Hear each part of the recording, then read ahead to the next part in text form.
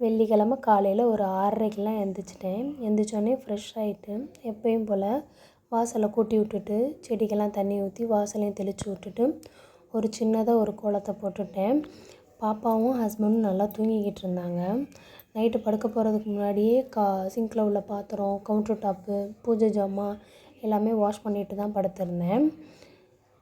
நேற்று துவைச்ச துணி அப்படியே இருந்துச்சு. சரி கையோடு அதையும் மடித்து வச்சிடலான்ட்டு மடிக்க உட்காந்துட்டேன். பாப்பாவும் நல்லா தூங்கிக்கிட்டு இருந்தாங்க. அவங்க எந்திரிக்கக்குள்ளேயும் மடிச்சிடணுன்ட்டு தான், இல்லைன்னா எல்லாத்தையும் களைச்சி விட்ருவாங்க. ஹஸ்பண்டும் எந்திரிச்சிட்டாங்க.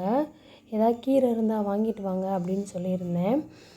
இந்த ப்ரெக்னென்சி டயத்தில் நம்ம கீரை சேர்த்துக்கிறது ரொம்ப நல்லது. டெய்லி ஒரு கீரை சேர்த்துக்கிட்டா ரொம்ப நல்லது.